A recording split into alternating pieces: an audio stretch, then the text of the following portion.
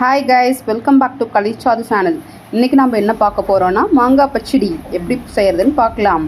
நான் எங்கள் வீட்டில் வந்துட்டு ஒரு 7 மாங்காய் இருந்துச்சுங்க. நம்ம 7 மாங்காயை வந்துட்டு நான் அந்த மாதிரி குட்டி குட்டி பீசஸாக நான் கட் பண்ணி எடுத்து வச்சுக்கிட்டேன். இதுக்கு முக்கியமாக மெயினாக என்ன தேவைன்னா நல்லெண்ணெய் தான் தேவை. நல்லெண்ணெய் வந்துட்டு நம்ம தாராளமாகவே ஊற்றிக்கலாம். ஏன்னா அத்தனை மாங்காயும் நல்லெண்ணெயில் தான் வேகணும். ஸோ நான் நல்லெண்ணெயை தாராளமாகவே ஊற்றிட்டேன்.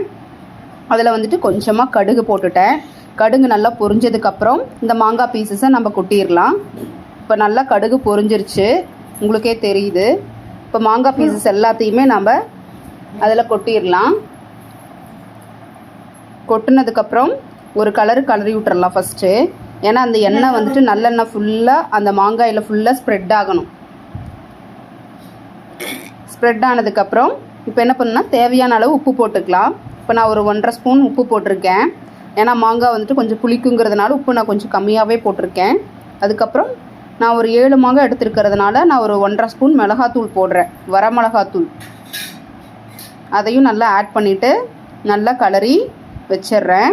இது கொஞ்சம் மாங்காய் வேகணும், அதனால் நான் ஒரு மூடி போட்டு மூடி வச்சுட்டேன். ஒரு 5 நிமிஷம் கழித்து எடுத்து கலரி பார்த்தா ஓரளவுக்கு தெரியும், நம்மளுக்கு கொஞ்சம் அடி பிடிக்கிற ஸ்டேஜ் வரும். அப்போயே வந்துட்டு மாங்காய் ஓரளவுக்கு வெந்த பதம் உங்களுக்கு நல்லாவே தெரியும்னு நினைக்கிறேன். தெரியுதுங்களா? கொஞ்சம் குளன்னு ஆயிடுச்சுங்களா? மறுபடியும் என்ன பண்ணுறேன்னா மூடி வச்சிருந்தேன். கொஞ்சம் மூடி வைக்கணும், அந்த எண்ணெயெலாம் நம்மளுக்கு சுத்தமாக பிரிஞ்சு வரணும். ஸோ மறுபடியும் மூடி வச்சுட்டேன். அந்த கேப்பில் வந்துட்டு நான் வெல்லத்தை ஒரு இவ்வளோ அளவுக்கு வெல்லத்தை எடுத்து நான் நல்லா நுணுக்கிடுறேன். ஒரு பவுடர் ஃபார்மில் பண்ணிடுறேன். அந்த வெல்லத்தை வந்துட்டு நான் அந்த வெந்த மாங்காயில் கொட்டி கலர போகிறேன். பாருங்கள், இப்போ மாங்காய் வெந்துருச்சான்னு பார்க்கலாங்களா? இப்போ பாருங்கள், மாங்காய் ஃபுல்லாக வெந்ததுக்கப்புறம் எண்ணெய் ஃபுல்லாக வெளியே தனியாக பிரிஞ்சு வந்திருக்கு.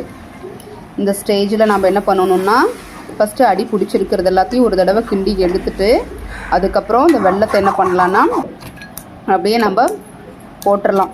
இது வெல்லத்தை நான் குத்துனங்காட்டி அப்படியே ஒட்டிக்கிச்சு அதில். இப்போ எல்லாத்தையும் கொட்டுன எல்லா வெல்லத்தையும் நான் ஸ்ப்ரெட் பண்ணி போட்டுடுறேன்.